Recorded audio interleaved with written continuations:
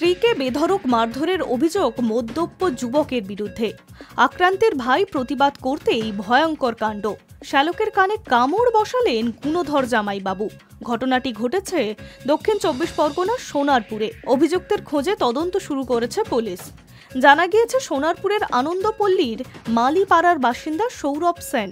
স্ত্রী সুস্মিতাকে নিয়ে থাকতেন তিনি। পাশেই থাকতেন সুস্মিতার ভাই রাজা। অভিযোগ, নিয়মিত মদ্যপান করতেন অভিযুক্ত যুবক। মদ্যপ অবস্থায় নিত্য স্ত্রীর ওপর অত্যাচার করতেন সৌরভ। একাধিকবার বুঝেও কোনো লাভ হয়নি। শুক্রবার রাতে অশান্তির চরমে ওঠে। স্ত্রীকে সৌরভ বেধড়ক মারধর করে বলে অভিযোগ। দিদির কান্নার আওয়াজ পেয়ে ছুটে যান সৌরভ।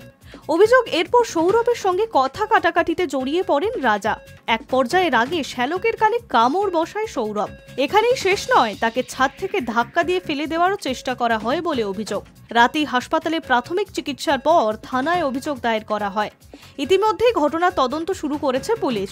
শেষ পাওয়া খবর অনুযায়ী এখনও বেপাত্তা অভিযুক্ত সৌরভের কঠোর শাস্তির দাবি জানিয়েছে আক্রান্তের পরিবারের সদস্যরা। High News network.